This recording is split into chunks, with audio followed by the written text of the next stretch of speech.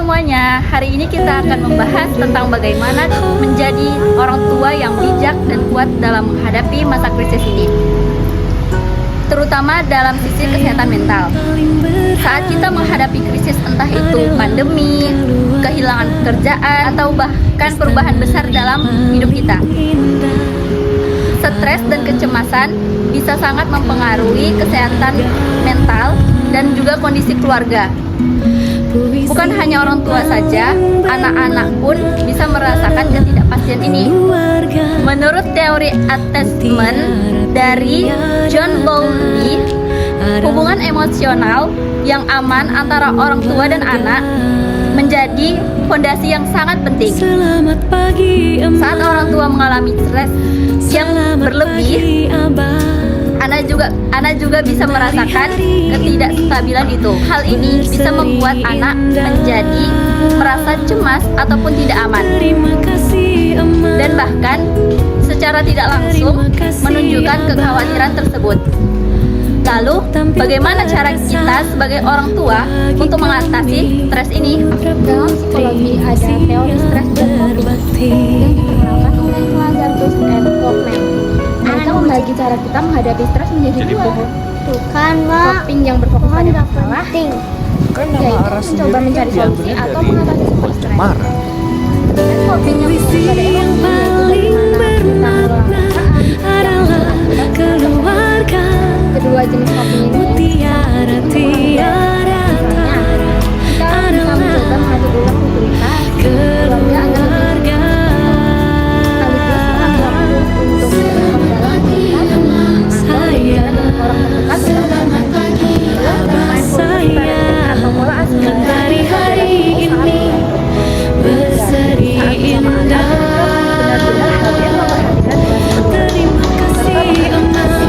dan merespon dengan enak. Terima kasih Abang menunjukkan bahwa semakin untuk tampil temuan dari studi Indonesia bagi menunjukkan bahwa semakin kami tinggal putra putri yang siap berbakti. stres penghasilan yang mereka rasakan di masa-masa sulit. Mindful parenting tidak hanya mengurangi stres orang tua, tapi juga memperkuat hubungan emosional dengan anak. Selanjutnya kita juga perlu membangun resiliensi keluarga. Resiliensi membuat kita untuk bangkit dan beradaptasi saat menghadapi tekanan dan juga resiko.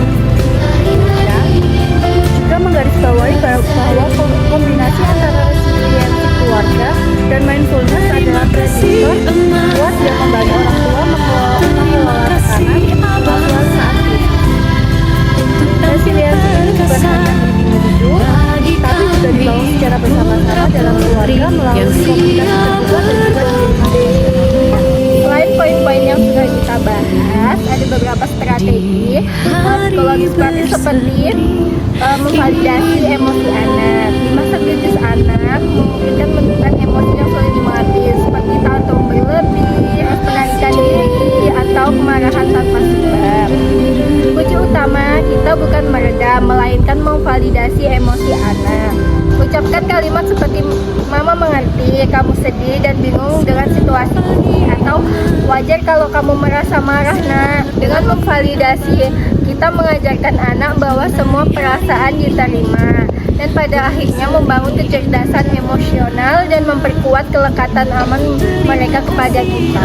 Yang kedua, kita ajarkan growth mindset atau pola pikir berkembang. Kita harus ingat bahwa krisis dalam periode pembelajaran dan adaptasi, alih-alih mengeluh tentang kesulitan, ubahlah bahasa keluarga menjadi situasi ini memang sulit. Jadi, kita bisa belajar cara baru menghadapinya. Pola pikir ini penting untuk membangun resiliensi keluarga. Tunjukkan pada anak bahwa kegagalan adalah bagian dari proses dan bahwa masalah mereka harus sesuatu yang tetap melainkan dapat diasah dan dikembangkan seiring waktu. Ketiga, waspadai mekanisme transmisi stres.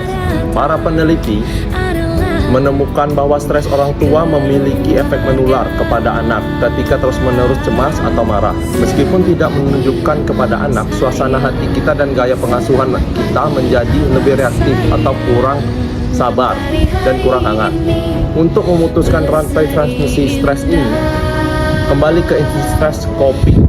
Kita wajib mengelola emosi kita sendiri self-care bukan lagi kemewahan, tetapi menjadi prioritas krisis agar tidak bisa menjadi termostat yang stabil, bukan termometer bagi kecemasan keluarga. Keempat, berlatih menetapkan batasan yang fleksibel. Pola asuh di masa krisis membutuhkan keseimbangan antar struktur dan fleksibilitas. Anak butuh rutinitas untuk merasa aman, tetapi krisis seringkali dilanggar. Disinilah kita harus mampu merespon kebutuhan saat ini, bukan hanya merespon aturan. Boleh saja melanggar waktu bermain gadget lebih lama, asalkan disepakati antara anak dan orang tua. Fleksibilitas ini menunjukkan empati orang tua yang justru akan meningkatkan kepatuhan anak kepada aturan-aturan yang penting. Berbicara tentang anak, penting untuk kita mengajak mereka membuka diri dan bercerita tentang perasaan mereka. Ini membantu anak memproses emosi dan mengurangi kecemasan yang mungkin mereka rasakan, sekaligus membuat mereka merasa aman dan dipahami. Tak kalah penting, orang tua juga harus menjaga kesehatan mental diri. Ada pepatah mengatakan, you can pour for an empty cup, yang artinya kita tidak bisa memberikan yang terbaik untuk anak jika kita sendiri kelelahan. Jadi, jangan ragu untuk mengambil waktu untuk self-care, entah itu istirahat, atau melakukan hobi, ataupun mencari dukungan dari orang terdekat ataupun profesional. Singkatnya, parenting di masa krisis bukan soal sempurna, tapi soal bertahan, adaptasi, tumbuh bersama sebagai keluarga. Dengan memahami psikologi, penerapan pola asuh penuh kesadaran, menjaga kesehatan mental, kita bisa melewati masa sulit ini dengan lebih kuat. Terima kasih sudah mendengarkan penjelasan dari video ini. Semoga kita semua dapat menjadi orang tua yang bijak dan penuh kasih sayang untuk anak-anak kita, terutama di masa-masa sulit.